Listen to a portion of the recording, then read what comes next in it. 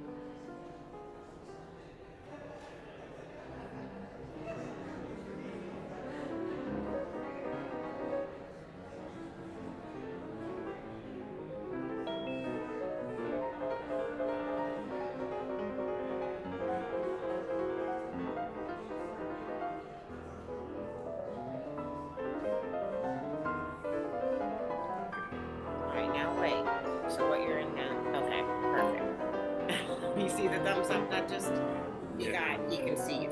So you've joined Zoom and you're on, and he can hear us. Oh, okay. I'm sure. Hello.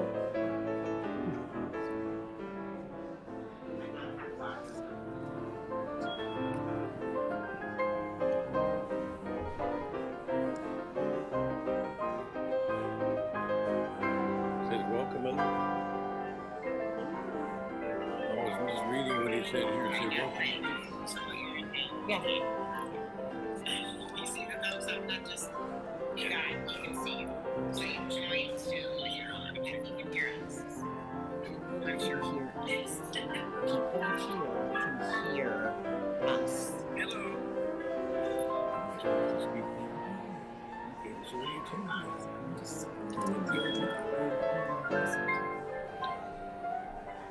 somebody up there?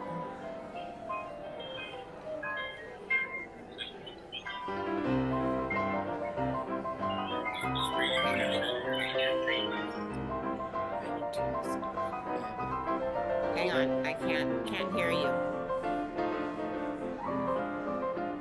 How come I can't hear you?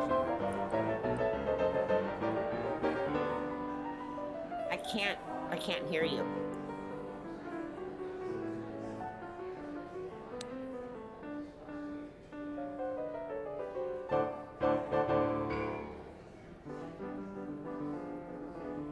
I don't know what to do with this. You hit mute?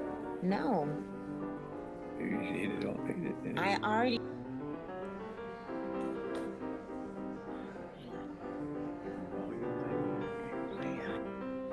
Yeah, I already checked that, Dad.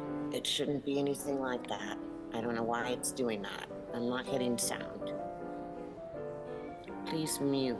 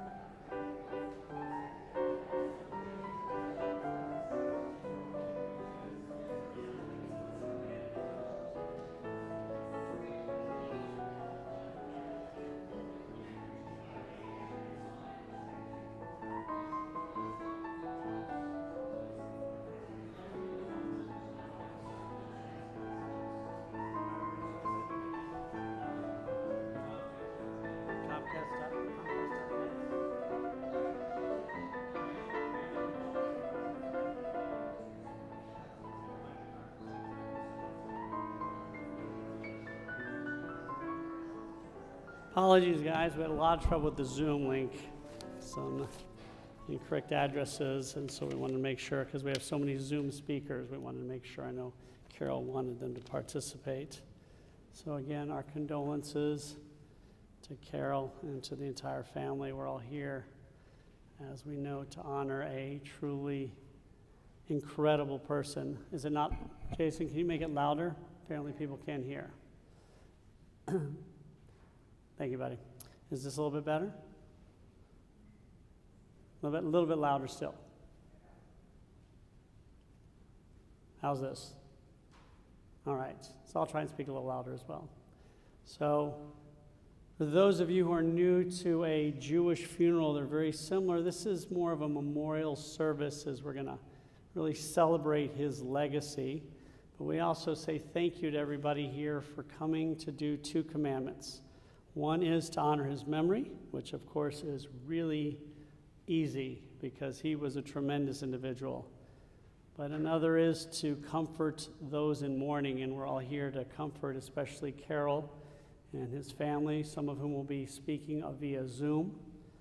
And again, our condolences to you, and thank you for everybody for coming here. I think I hear somebody who got onto Zoom. All right, good. I think we have one of the other ones we were looking for. At times like these, like in other religions, we take a moment as we read from our Bible, and so we're going to read a very familiar passage as we honor Marc's memory. We're going to read Psalm 23. So for those of you who know it by heart, I'm going to invite you to do it with me. The Lord is my shepherd, I shall not want. He maketh me to lie down in green pastures. He leadeth me beside the still waters. He restoreth my soul. He guideth me in straight paths for his name's sake. Yea, though I walk through the valley of the shadow of death, I will fear no evil, for thou art with me. Thy rod and thy staff, they comfort me. Thou preparest a table before me in the presence of my enemies. Thou hast anointed my head with oil, my cup runneth over. Surely goodness and mercy shall follow me all the days of my life, and I shall dwell in the house of the Lord forever. Amen. So as we honor his memory, we're going to sing a song that Carol has asked us to sing. I'm going to invite Carol to come on up as she's going to read the English translations. The song is Yesh Kochavim, there are stars. And I'll invite her to come up, and our cantor, Rachel Kohlbrenner, is going to sing it in Hebrew, and then I'll invite Carol to read it.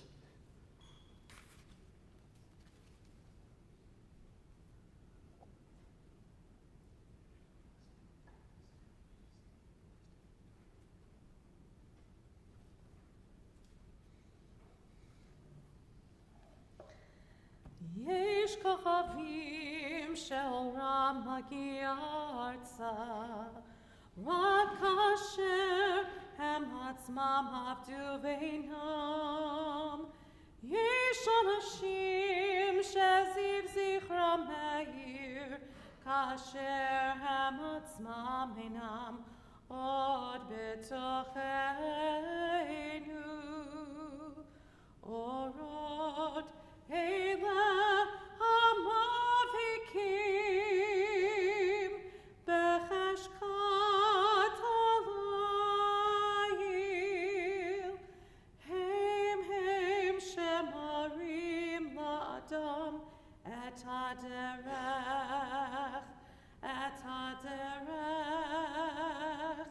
הם שמראים לאדם את הדרך,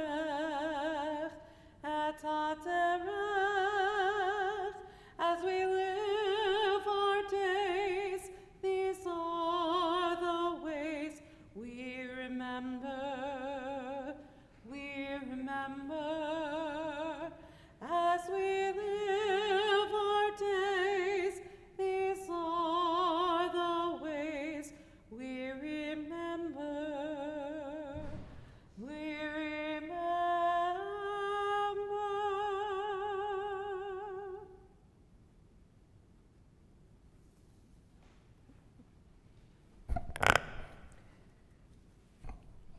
There are stars up above, so far away. We only see their light long, long after the star itself is gone. And so it is with people that we loved. Their memories keep shining ever brightly, though their time with us is done. But the stars that light up the darkest night, these are the lights that guide us. As we live our days, these are the ways we remember.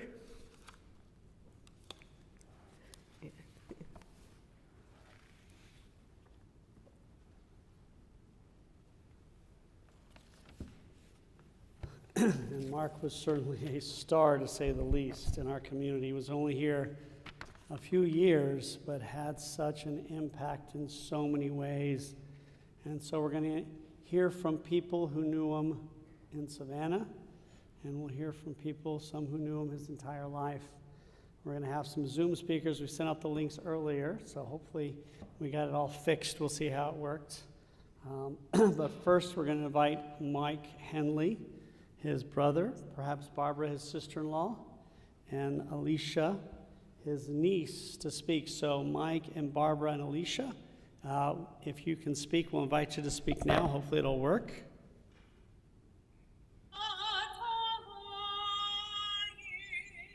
We'll invite you to turn off your YouTube link, though. Would you put yours on mute for a second, Bob? Put her on mute. Apparently they're listening on Zoom as well on YouTube.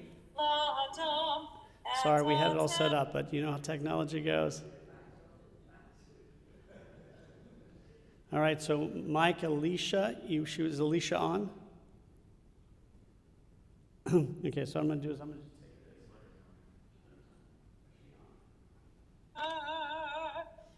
as we live our days, these are the ways we remember.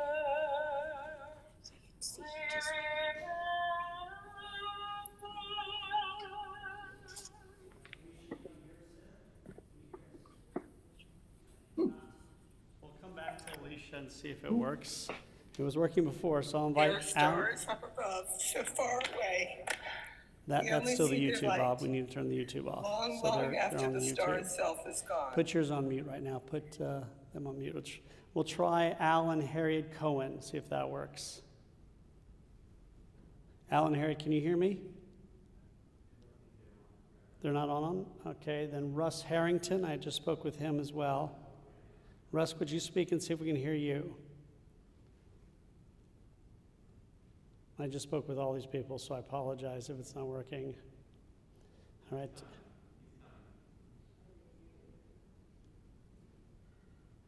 And why don't I'll invite those who are here first, and when the Zoom. There, can you hear me? Oh, there we go. We can hear. Who is this? Is this Russ? It's good. Okay, wow, all right. Phew. Okay, Russ, we'll invite you to go ahead and speak. The first time all day it's gone smoothly. This is Russ. Okay, well, you are speaking now to everybody, so I'll invite you to speak. Who's giving me the finger? Huh? It's Okay, I'm it's getting a time for little you to voice speak, Russ. feedback. Yes. Okay, all right. Okay, go ahead and speak, Russ. We're listening. Yeah, I'm getting feedback. I can hear myself. It's very distracting. All right. Well, we'll come back to you. Why don't we'll see? Okay. Okay. Is that better? Yeah, we're just going to turn that off. That's not working. Russ, we'll get back to you in a Trying to second. speak, Dad. Okay, my time to speak? All right, this is Mike Henley. All right, Mark's Mike, big go right brother. ahead. I'm here with my wife Barbara and my daughter Alicia. And I'd like to tell you a little bit about Mark's history. But before I do, let's start with Saturday, November 16th. Sitting on my patio in Phoenix, Mark and I were talking about a number of things, personal things, and he told me that he was worried about death, that he was worried that he wouldn't have enough time to do the things he wanted to do. Didn't he always have more to do? That's my brother. More causes, more travel, more family. Loved his docent work at the temple, wanted to do more of that. Spend more time with Carol and the people he loved and cared about, but that was not to be. He always had a smile and a great sense of humor. I lovingly called him Junior. I don't know why, it's just always been that way. Maybe because he's 7.5 years younger than I am. But we're closer than any two brothers could ever be. When Mark was younger, 7 to 9 years old, around that time, he had a very serious stuttering problem. He went to UCLA Medical Center. I took him there 3 times a week for treatment as well as private treatment. He managed to overcome it, but it was extremely difficult, as he has overcome many other things in his lifetime. He had a good education, California, UCLA, became a marriage and family counselor, got a master's degree, advanced, a bunch of other education. He taught at East LA Junior College and Later, he moved to Philadelphia and to continue his education. In Philadelphia, our cousins Alan and Harriet were most helpful to him in assisting him through all of his getting acquainted, getting acclimated to the city, making new friends. Mark loved both playing and umpiring softball games. He played softball since he was 12 years old, umpired and played in California, and all the way up into his 60s when he lived in Westchester, Pennsylvania. He was replaced when he moved to Savannah, though, because he fell in love with pickleball and the people that he played with. He loved all you guys. Mark was a volunteer wherever he could. He volunteered for the Red Cross, and he was one of the volunteers early ones at Hurricane Katrina, not once but twice, and at other events as well. He loved dogs, but cats came later. So good. He was such a good student, such a good teacher, that students continued to stay in contact with him throughout his life. I had the fortune to attend a couple of his classes at Westchester and also at the college, and I wish I had teachers like Mark when I was going to school. Mark, when he was growing up in California, had many odd jobs. I won't go through them all, but he worked for a real estate company. He had a little clothing business with his brother. And the most interesting stories you ever heard when he was a taxi driver in Beverly Hills. I wish I could relate some of the stories, but they're off color, so I can't do that right now. Mark loved music, especially jazz. Went to jazz concerts whenever he could. He and Carol went everywhere together. Mark taught at Delaware Community College until he retired. Somewhere about, 7, 8, 9 years ago, he signed up on a dating app. Hoping to maybe meet a few people, make some new acquaintances. But after 2 dating apps, he got totally frustrated and he quit on that because everybody who responded wasn't worth his time. After he had been off of them, he got a phone call from somebody who saw him on the app. Her name was Carol. They went out and he fell in love. The sun rose and set on Carol. He was the one lucky one to experience truly deep love. We're not all that fortunate. Through the years, Mark and I have been as close as any 2 brothers can be. We saw each other every year, more than once. We talked every week, more than once. Through this last year, with Mark's trials and tribulations, with his illnesses and whatnot, we talked every day. I don't know what to tell you except I miss him. I've been lucky to have him in my life for almost 75 years. I love you, Mark, and I will miss you. Thank you all for listening. Have a wonderful day. I didn't mean this to be a downer, and I don't be. I wanted you to understand my brother's life was full and happy. Thank you. Thank you, Mike. He was lucky to have you as a brother. And again, our condolences. And I would have loved to have Mark as a taxi driver in California. I lived out there. He was never one of mine. Okay, we're going to see now. Russ, is it better for you now? Can you? Okay, giving him a second.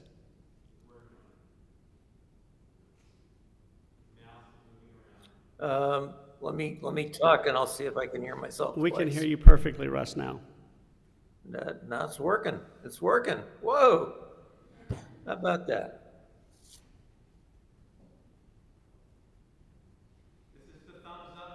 No, I just heard myself repeat what I just said. Well, Russ, even if you can hear Yeah, I can yourself, hear would you just myself, like, just say a few 10 things? seconds after saying the same stuff. Well, do you want to still try and say something? Yeah, maybe turn down your volume a little bit. Or turn off put yourself on. Yeah, I really do. I just hope I don't qualify. If I mumble, I mumble. You do your best. Do your best.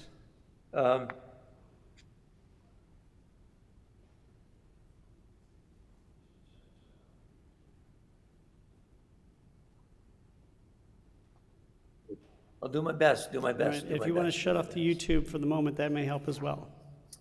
Okay. My name is Russ Harrington. I met Mark around September of 1970.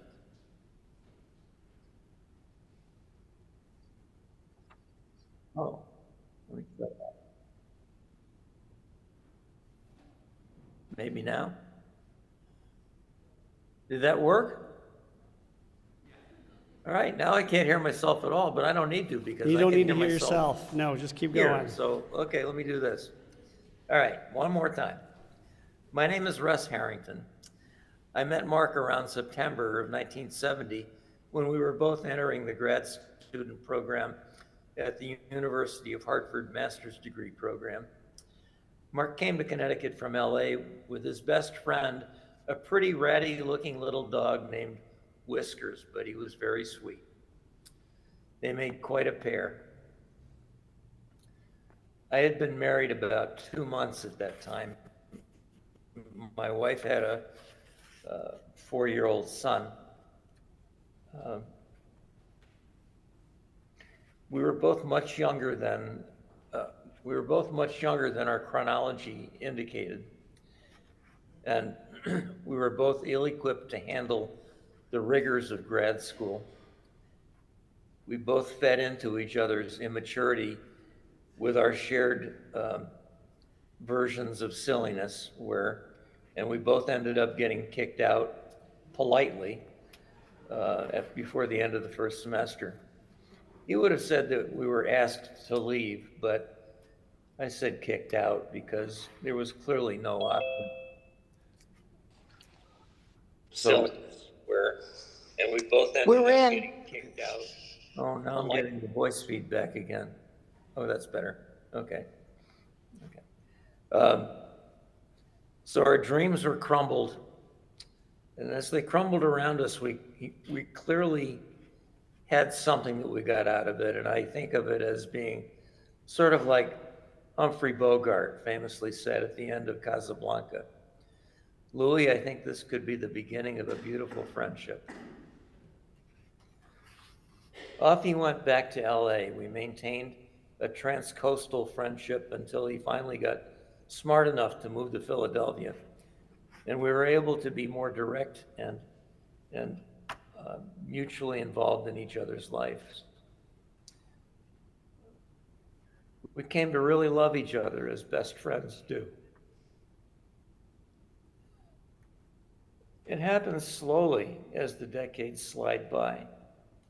We saw each other through the changes and traumas that come in life, many more than I first recalled. Makes me feel old, but I have to say, Mark was happier in these last few years with Carol than I had ever known him to be. One more thing. When he was in Atlanta a few months ago having the brain tumor removed, I went to see him in the hospital. He looked awful and was falling asleep often. I sat in the darkened room a couple of precious times, remembering and hoping and listening to the sounds of the equipment and the breathing rhythms, equipment beeping and the breathing rhythms, a strangely comforting harmony. At one point, he woke up just a little and looked at me, saw me in the obscurity of this unique space. He said to me, "I'm sorry I'm not much company." I responded, "That's not why I'm here, Mark." He went back to sleep, and I think I could see a faint smile.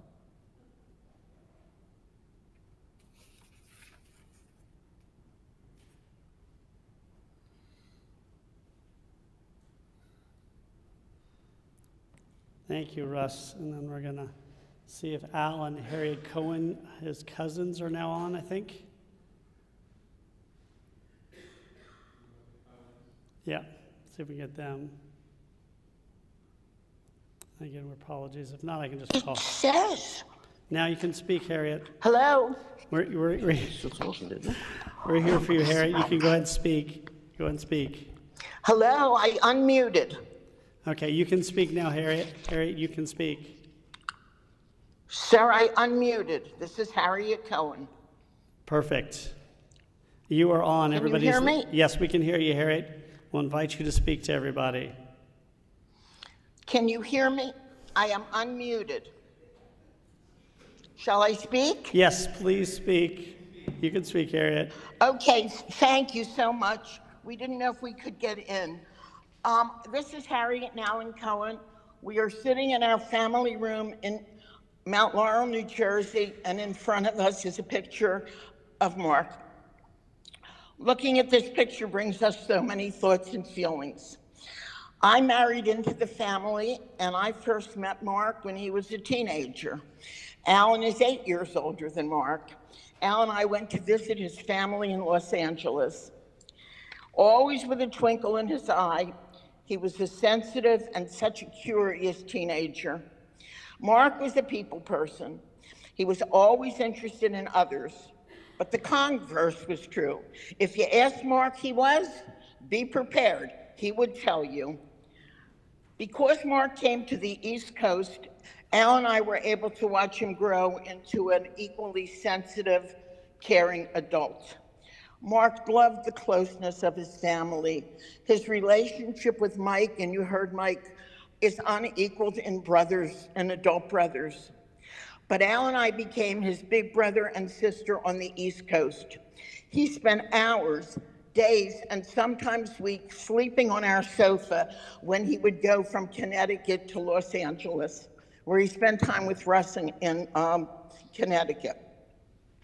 My adult daughters now remember his stories and his tickling them. And Mark was always interested in them and their accomplishments. He became a part of my family, and I'm the one that married in. He was included in every holiday and every event. And my sister is actually on this Zoom as we speak. Because we were close physically and emotionally, Alan and I got to meet every new girlfriend. And trust me, there were more than you know.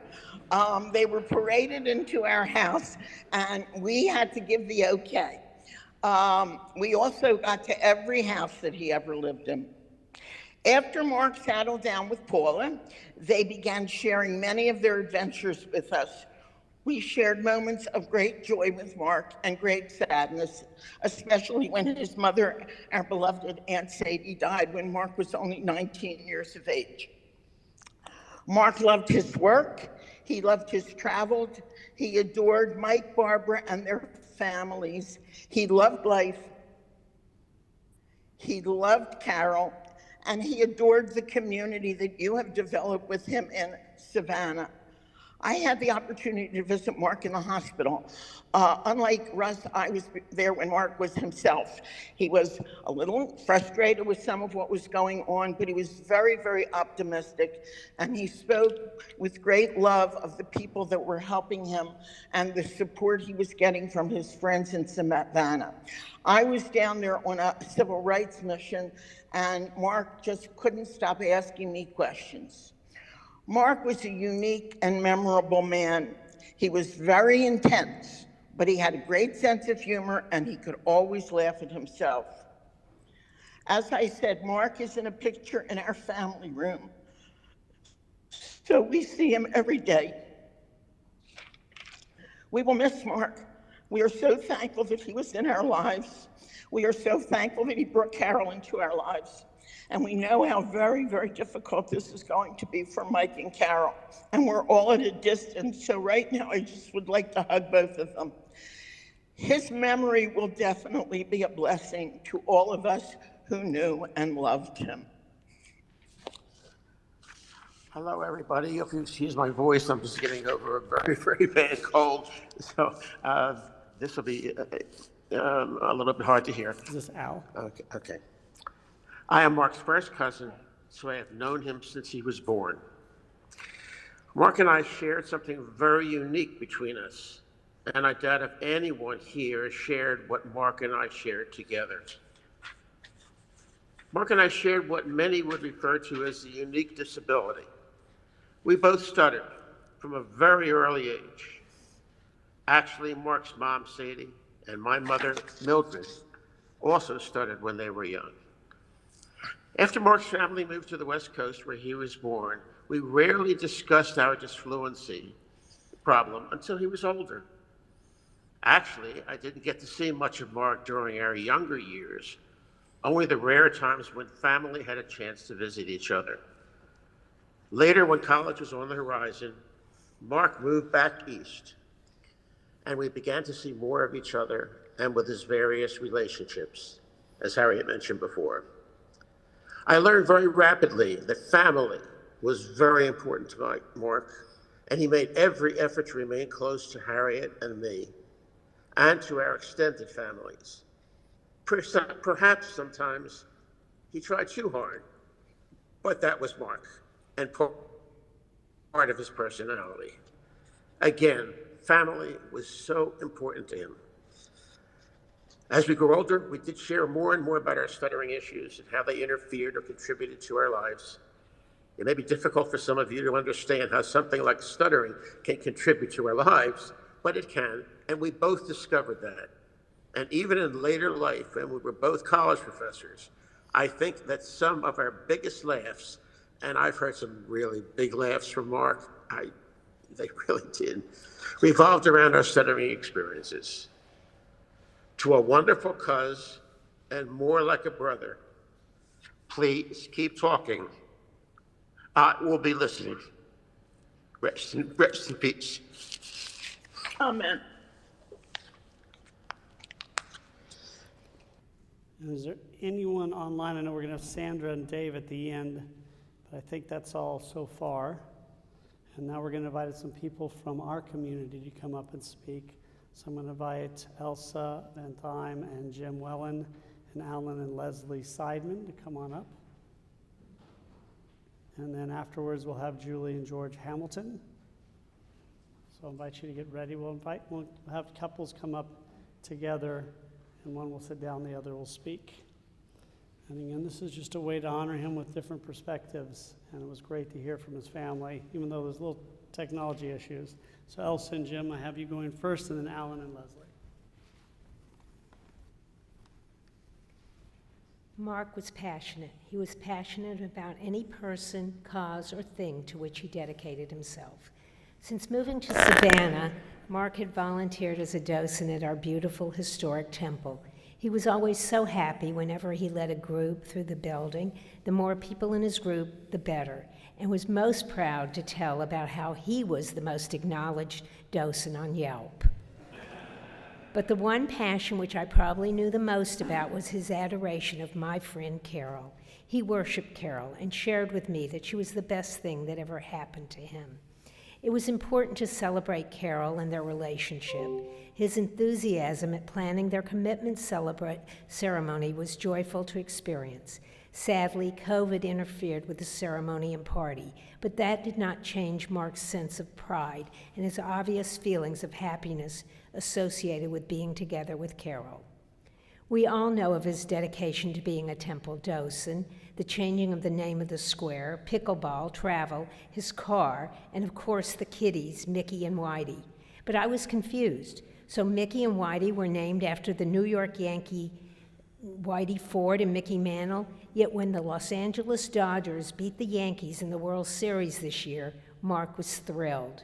His hometown allegiance won out. Several times I saw Mark more excited than usual. Among these times were the times Carol allowed Mark to join us for breakfast after our walks. Mark's joy was almost overwhelming when food was involved, especially breakfast, making any meal eaten with him even more enjoyable. His ability to engage anyone he met in conversation and how he developed so many lifelong friends was admirable. He loved being liked by others and was generous in sharing a hug and expressing concern if one verbalized any personal issues. All our lives will be a little duller without his giant personality in our presence.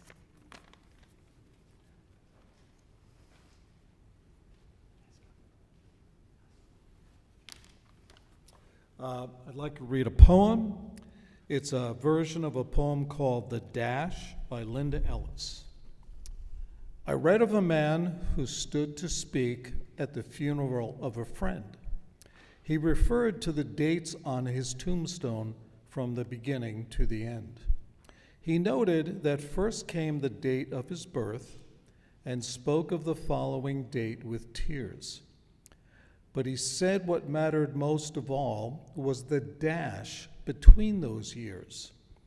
For that dash represents all the time that he spent alive on earth. And now only those who loved him know what that little line is worth. For it matters not how much we own, the cars, the house, the cash.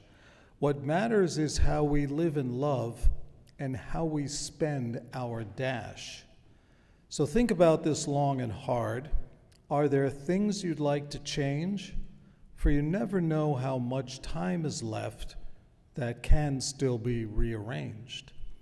If we could just slow down enough to consider what's true and real, and always try to understand the way other people feel, and be less quick to anger, and show appreciation more, and love the people in our lives like we've never loved before.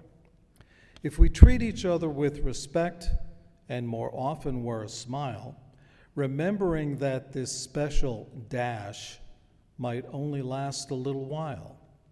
So when your eulogy is being read, with your life's actions to rehash, would you be proud of the things they say about how you spent your dash? Mark's dash was well spent.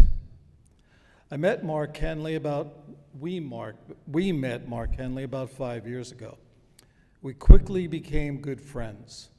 We had coffee together, sometimes at a coffee shop, sometimes at his house, sometimes at our house. We had lunch together. Mark and I tasted mezcal at the men's Seder. Yes, we did. We enjoyed boys' nights out. We went to see a funny rabbi named Haas at a comedy show. We cheered at Ghost Pirates games. We took in a Steely Dan cover band show at the Tybee Post Theater when Carol and Leslie politely said no. Leslie and I enjoyed many dinners with Carol and Mark at their house, at restaurants, at our house for Passover. Mark became a member of our Backpack Buddies team schlep. We worked together to provide weekend food for approximately 100 students at the Schumann Elementary School. Mark cared deeply about the history of Savannah's Gullah community. He served as a committee member on the project to rename the now Susie King Taylor Square. Mark served Congregation Mickve Israel as a docent extraordinaire. His tours often ran over as he tried to fit so much Jewish history into the allotted time. I'm still processing the fact that Mark is no longer with us. I will always remember my friend Mark as a little guy with a big heart.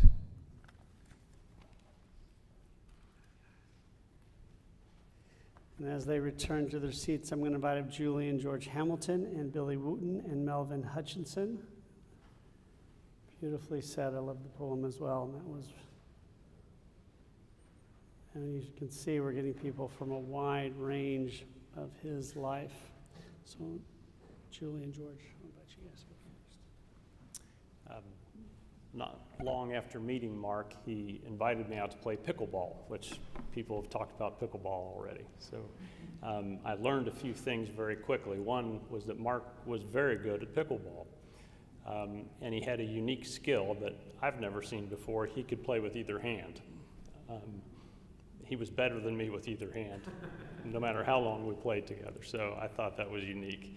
And he was also a very good teacher. I found that out through him teaching me to play pickleball and interacting with the other people on the court. And I think that gave me some insight into what it must have been like in his profession. But the thing that I enjoyed the most, I think, was just riding back and forth to the court with him. His conversation was always passionate. He was always interested and interesting, and I will miss that. After we met, it was at a party in our neighborhood. It was at your house, actually, that we got to know Mark and Carol, and we just hit it off right away. They're a lot of fun to be with, and we spent time doing this and that with them. They're right in the neighborhood, so we could just pop back and forth and get to see each other. And a few different things remind me of Mark. I read this quote, "If you have one true friend, you have more than your share." And if he was standing here with me, he would smack me down because he just didn't feel that way at all. He kind of resonated with the comment of, since there's nothing so well worth having as friends, never lose a chance to make one. So we went on vacation exactly a year ago today, together to celebrate his 74th birthday. His 75th would have been just a few days from now. So while we were there, we did a bunch of stuff together, and just typical Mark, you see him talking to everybody, no matter where he is, about anything, just getting to know people, real sweet. Well, it was our last day there, and we were waiting to get into a restaurant, and Carol and George and I were just sat down chit-chatting, and Mark got up and walked away and found a couple standing by themselves who he had never met before. So he introduced himself, and then he just talks to them for the next 20 minutes while we're waiting to get in. And once we get into the restaurant, he says, "Oh yeah, I just met these new really interesting people. I've got these new friends now. They just moved to Pooler." And I was filling him in on all the things they could do and all the people I could introduce them to. And there he was again, making friends. And it was all about them. You know, what could he do for them? How could he help them integrate and all? Just one of the wonderful things about him was he never knew a stranger. So I'll think about him. You never lose by loving. You always lose by holding back. And that's a man who didn't hold back.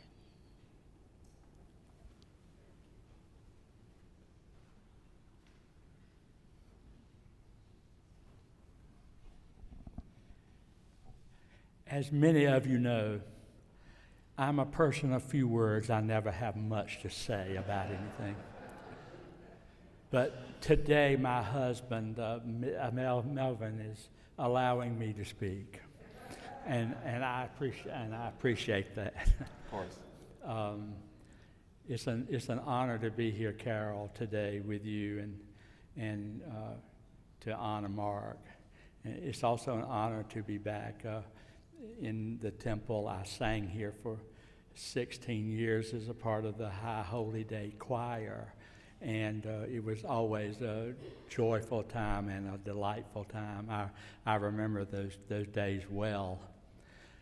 Probably, Carol, my first memory of you and Mark is when Melvin and I helped you move into Jacqueline's house, as it was generally, referred to.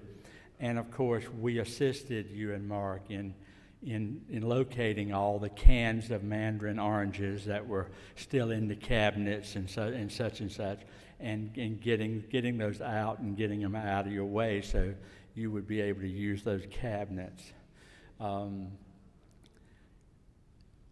I have two very special bonds with Mark, and by connection with Carol. I also am a stutterer, and was from childhood. And Mark and I both picked up on each other's stutter and words that we would try to avoid, or letters that we would try not to get hung up on. And so we developed a conversation much like what you heard from one of the early speakers, where we would talk about that, and we would share stories. I get emotional a little bit about this because Mark was the first person I ever spoke to about this. It was just, other than Melvin, of course, and members of my family, most people would have never known that as a child I stuttered, and I was bullied terribly. And so Mark and I had shared some stories, and we were able to laugh at some of that. We were able to laugh at some of that, you know, and that was joyful for me.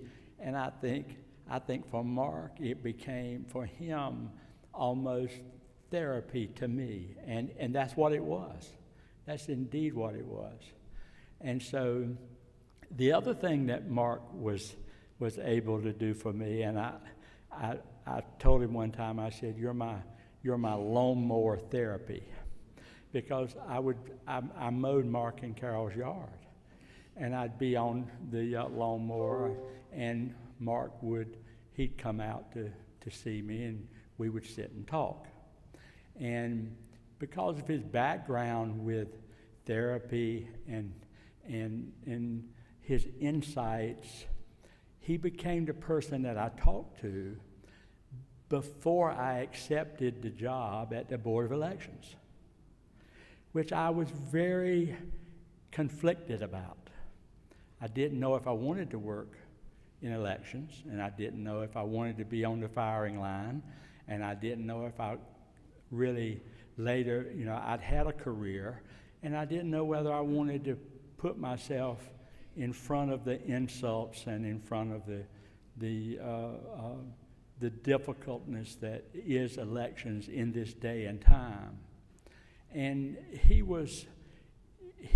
always provided sound advice and gave me ideas of what markers to look for in case the stress was too much, or in case I wondered, should I continue to work?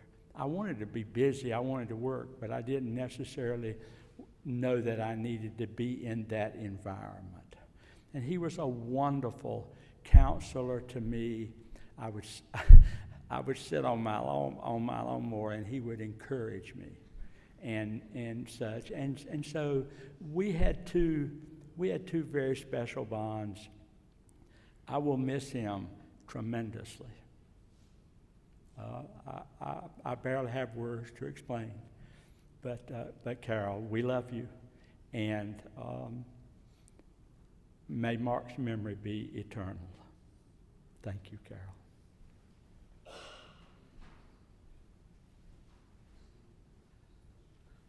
Now I'm going to invite up Mark and Rhea Vogelhut and Bruce Cohen and Karen Bluestone, as they'll also speak on Mark's behalf. So I'll invite Mark and Rhea to speak first, and then Bruce and Karen.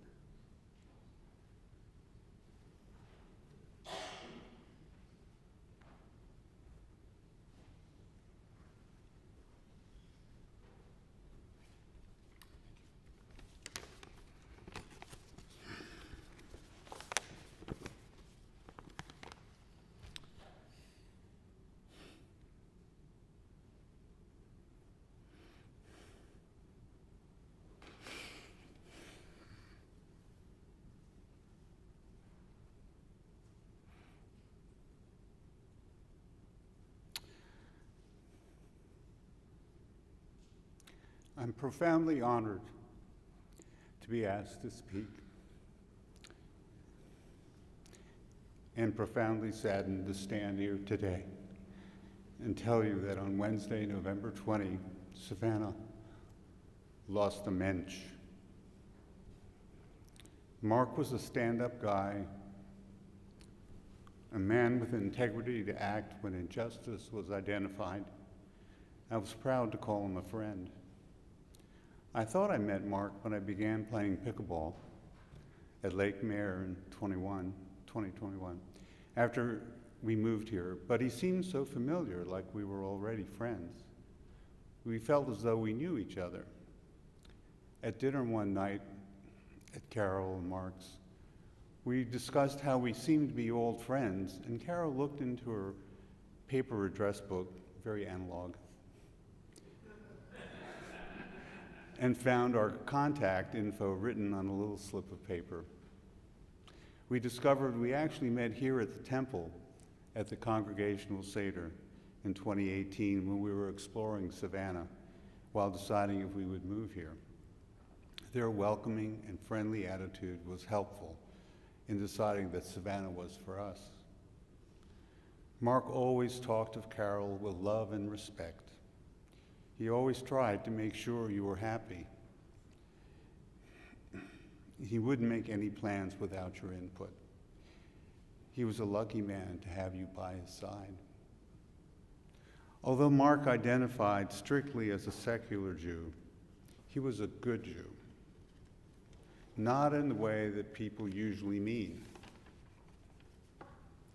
He didn't keep kosher, he didn't go to services often, and he didn't keep Shabbat. There are two underlying principles that define a Jew to me. One's illustrated by the Talmudic story of the man who asked Rabbi Hillel to explain the Torah while standing on one leg. Hillel replied, "Do unto others as you would have them do unto you." The rest is commentary. The second principle is tikkun olam, which translates roughly to repair the world. This is why Mark was a good Jew. He treated everyone with respect, compassion, and concern. He always had time for a smile, a compliment, and a listen. He was a very good listener. I never knew him when he was practicing his profession as a clinical psychologist, but I'm certain he was very good and was able to help people become better humans. He passionately believed in justice. He was an active member of the social action group that successfully helped change Calhoun Square to Susie King Taylor Square to honor the first American Civil War black nurse and educator. When learning of Mark's passing, his pickleball buddies said, "Mark was a peaceful force of nature. Mark was a gentle soul with a great sense of humor and a heck of a good player. And we will miss him." Mark was all that and more. He was my friend.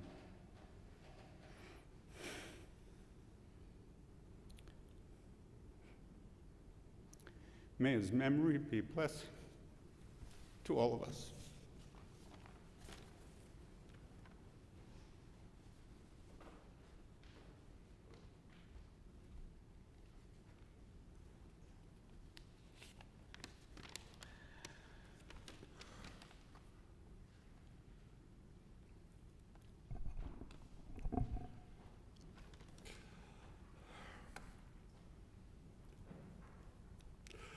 I first met Mark about 3 years ago at a reparations conference sponsored by his friends and colleagues of the remarkable Susie King Taylor Coalition, many of whom I see right here, honoring his memory. As soon as I saw him, I knew we would be great friends. The twinkle in his eye and his smile drew me in. I've been on a quest in my adult life to find male friends who are willing to open up emotionally, share their feelings, and help me explore mine. Mark became an instant soulmate for me. Mark loved people and was interested and curious. He always wanted to engage, befriend, and learn more. Every time we took a class or went to the theater or played pickleball, it was, let's go get a bite afterwards and continue being together. He never shied away asking me the tough questions or delving deeply when I challenged him.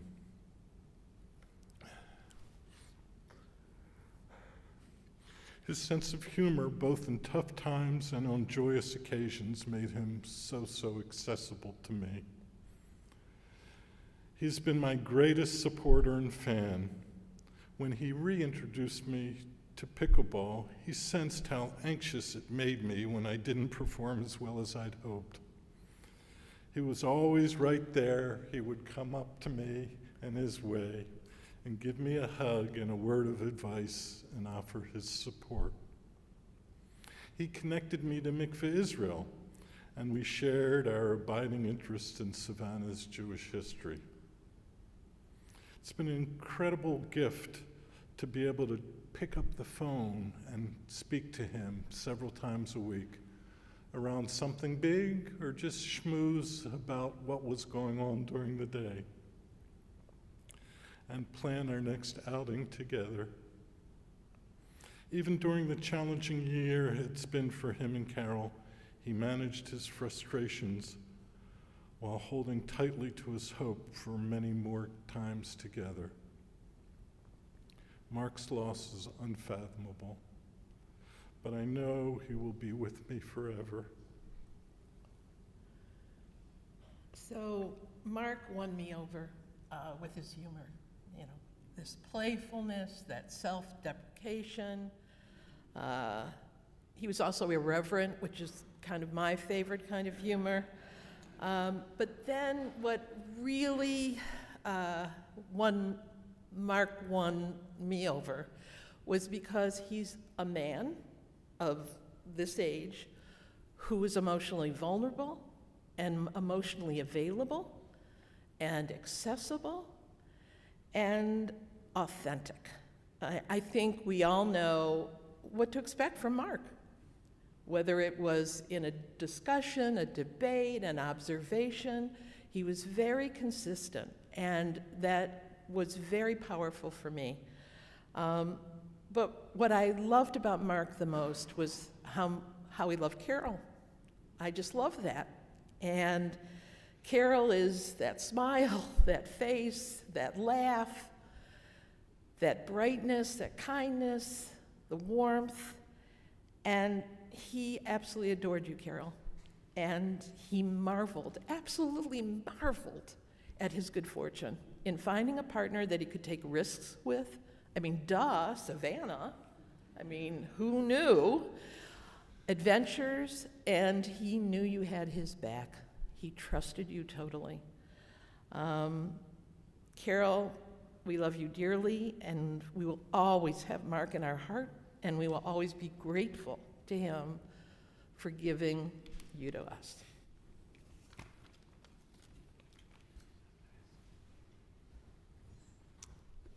For our final speaker in-house, we're going to invite up Peggy Hillary, who is a representative of the SKT Coalition, Susie King Taylor.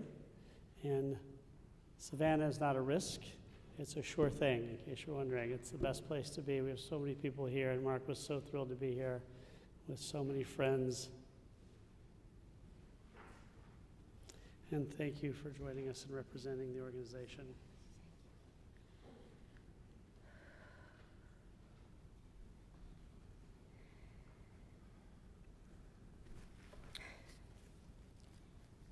I wasn't supposed to speak today.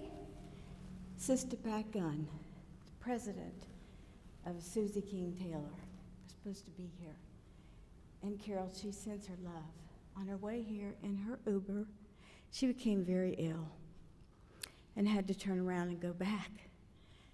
So I stand here for her, but I am so honored to be able to add to the story of Mark.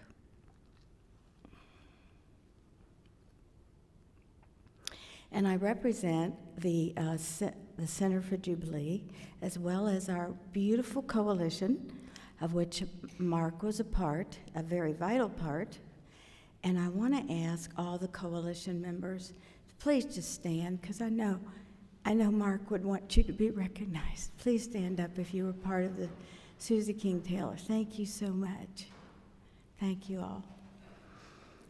So I want you to imagine, I'm a former educator, so watch out. I want you to imagine that Mark is here as a warrior. And Sister Pat Gunn sent me a few notes, and this is one of hers. He's a warrior for justice. This is how we know him. Now picture my warrior here, but instead of armor, it's a great big heart. you know, and he's wearing a heart. And many of you have expressed the same thing. Mark had a heart for our justice, equity, that we were representing. Picture this heart that reaches out to so many people. If there was a microphone and there was something to be said, we all said, "Get Mark, get Mark." You may have seen him on WSAV or any podcasts that he did for our team, for our Susie King Taylor. He brought in some of the members that I can look at right here. We're so grateful. He brought in those people. That's what that heart did.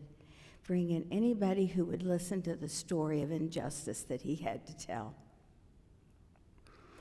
On his armor, please notice that there's a magnet. He was a magnet. He drew in people. And I loved your story of how he would just meet people standing in line. That was Mark. He was a magnet. So that's on that suit of armor we have here. Now, here comes a really interesting one. And he kept firecrackers, I'm sure, in one of his pockets. He was a firecracker. And sometimes we needed that firecracker. And you would hear Sister Pat or maybe Sister Roz say, "Where's Mark? We need the firecracker right now." At other times, when we started working with the city, we found we had to help Mark see that enough firecrackers were not always good. The city didn't like them, and we had to pull out. So then we gave him a sparkler. Okay? So he held us. The sparkler worked so much better, especially with the city. So, Carol, we're just so thankful that you came along too. And I am so honored to be here. And I want to assure all of you, to assure you, Carol, to assure everyone here that the legacy of our warrior for justice is going to be, we will carry that. We will carry Mark's legacy as a warrior for justice. He was a person with purpose, a warrior who carried purpose, equity, and peace. And I honor you and I honor him.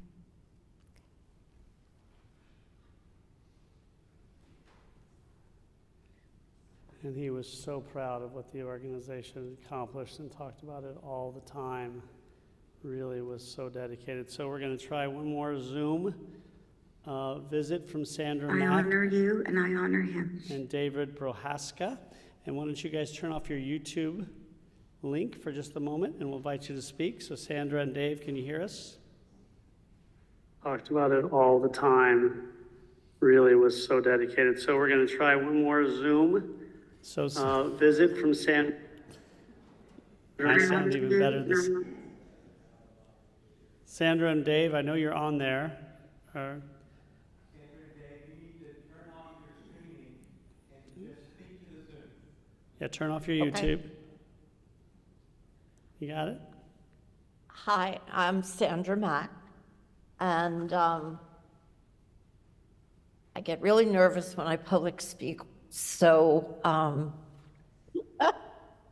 I'm doing this for Mark. I wouldn't do it for very many other people. I've had the pleasure of knowing Mark for about 34 years. And he was such, as you can tell from all the other people, that he was such a big personality that I can't even believe that he's gone. And the world feels so much smaller and less with his absence in it. We met at work, And I got to know him a lot better when he wound up marrying a good friend of mine, Paula. And we wound up doing so many things together. Music, we had season tickets to a playhouse. He just loved doing everything, music, musicals, all different kind of adventures. We traveled with him and went different places with him. And he just loved so much that activity and loved his family, always talked about his brother Mark and his nieces and nephews, and he obviously loved his friends very much, and he loved his new community and was just, as everyone says, he was really the happiest I've ever seen him ever since he met Carol.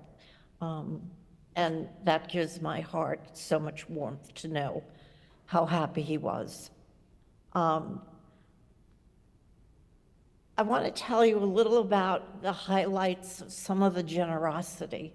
People have talked about lots of his generosity, and I have some very personal experiences with his generosity.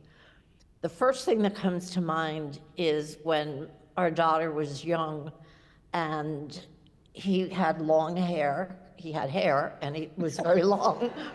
And he used to let her braid his hair and really enjoyed it.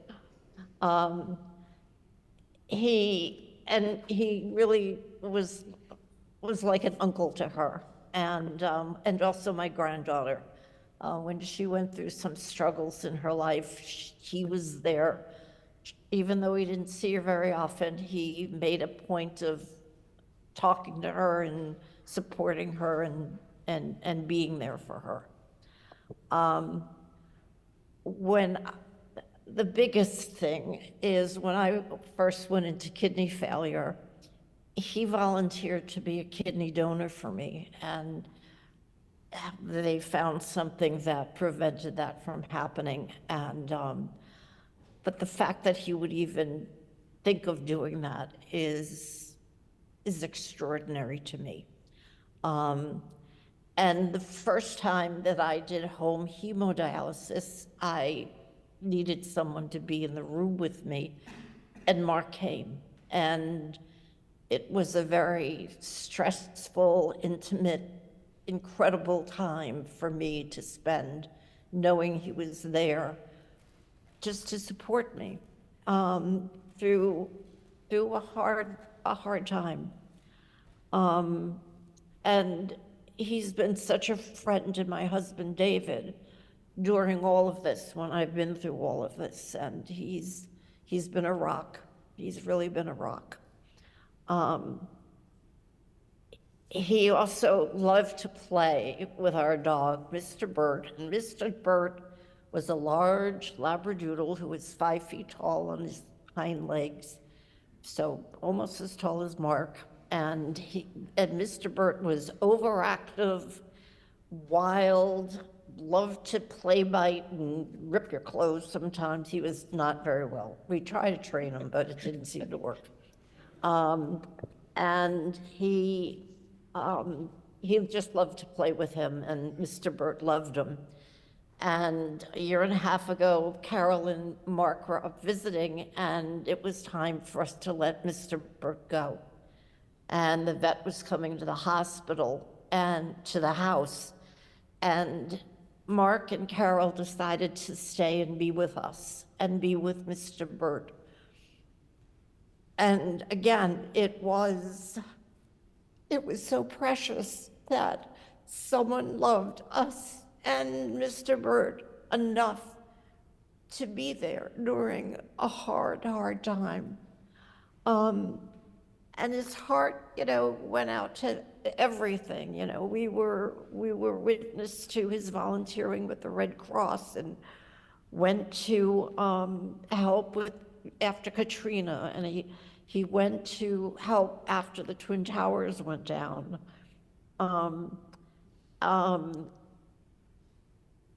he was so large in life with his fun and his sense of adventure, and his heart was so big.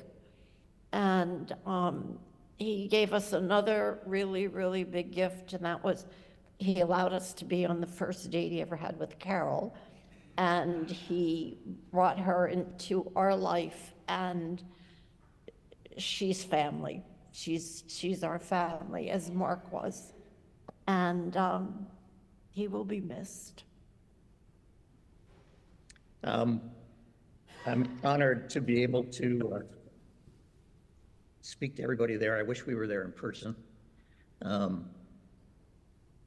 Mark was very proud of the synagogue, and he actually showed us around when we came down to visit, the only time we were down in Savannah. And I know how proud he was of that place and how proud he was of the square work that he did and getting that renamed. It's just wonderful to hear everybody talking about him. I'm going to miss not having somebody to insult. He was always good for a playful insult or two going back and forth.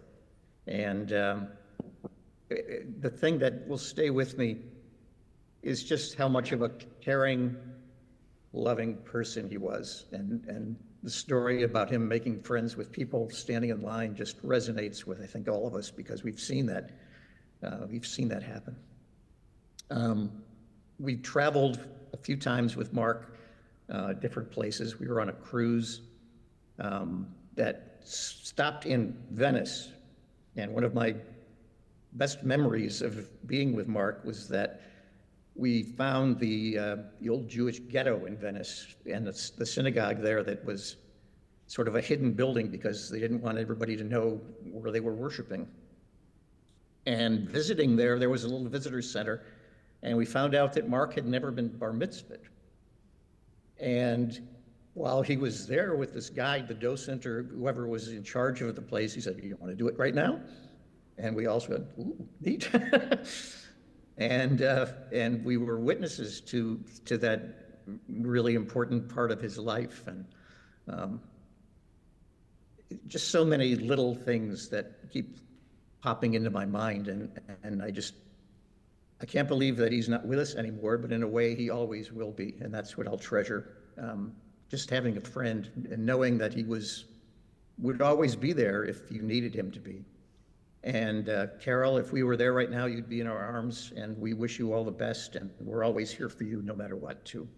Thanks again for having us be part of this.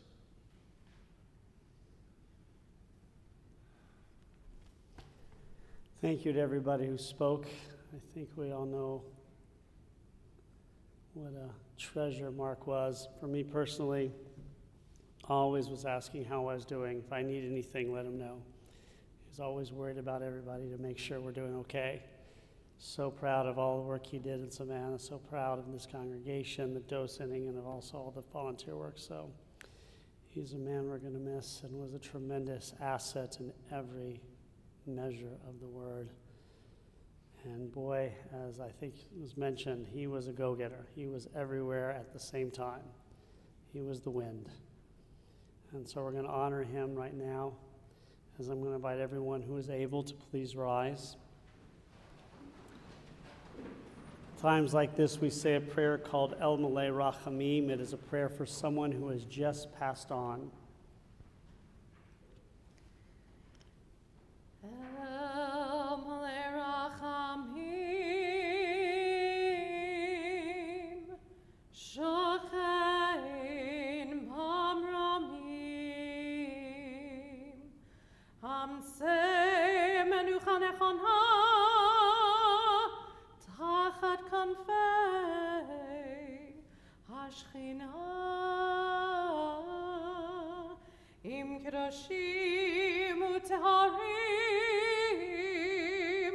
Kezohar Akiyah, Masirim, Et Nishmat, Marc Henley, Shalach Li'olamo, Bal Haracham.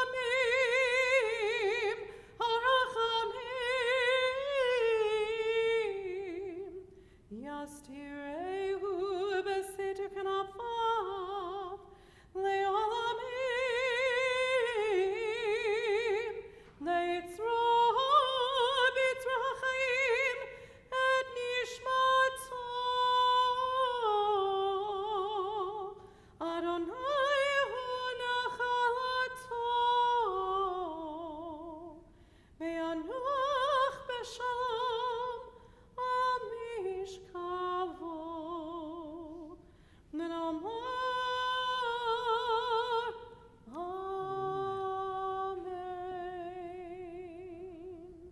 Compassionate God, eternal Spirit of the universe, grant perfect rest in your sheltering presence to Marc Henley, who has entered eternity. O God of mercy, let him find refuge in your eternal presence, and let his soul be bound up in the bonds of everlasting life. God is his inheritance. May he rest in peace as we say, Amen. We now take a moment to say the other prayer we say at this time. It's also a prayer we say at the anniversary of his death, and on certain holidays it's called Kaddish, Mourner's Kaddish particularly, as we invite all those who know it to recite it with us. Yitkadal ve'yitkadash shemei rabbah, ve'alma divrach hirutei ve'amlich malchutei, v'chayechon uv'yomechon uv'chaye dechol beit Yisrael, v'agalah v'zman kari v'yamru amen. Yehei shmei rabbah mivarach le'olam olmei olmaya. Yitbarach v'yishtabach v'pa'ar v'tromam v'yitnaseh v'yitadar v'yitalev v'yitalal shemei dekudisha b'rechu leila min kol birchata v'shirata tushbechata v'nechemata damiram v'alma v'yamru amen. Yehei shlama rabbah min shemaya v'chaim aleinu ve'al kol Yisrael v'yamru amen. Hosei shalom b'mrumav hu yaseh shalom Aleinu ve'al kol Yisrael, v'yamru amen. May God grant peace to those who mourn and comfort to the bereaved among us as we say, amen. Please be seated, everyone. Immediately following our service, everyone is invited to the Mordechai Sheftel Memorial Hall next door for some nosh, as we call it. It's one of the commandments, not only to mourn and comfort, but to eat together. It's actually one of the commandments. And everyone is invited to share more stories. As all of you, I agree in that I miss my friend. It is a tragic loss for all of us. We miss his optimism. We miss his telling me that they're going to get it done. Susan King Taylor, they're going to get it done, even when it didn't seem like they would. About talking about how much he enjoyed doe-sitting here. I never played pickleball with him. That is going to be something I wish I could have done. But again, he was a mensch on the level that we all hope to be, and it's hard to say goodbye. So our condolences, of course, to Carol and to all his family up there. We're so glad that you were able to speak. Again, we apologize for the technical difficulties, and we thank you for your patience. We're going to invite first Carol to go on into the Mordechai Sheftel Memorial Hall, and then everybody else will be invited to as well. We're going to conclude to some wonderful music. So we're going to invite everyone to exit as we play a little jazz, as it was Mark's favorite. So again, this does conclude our service.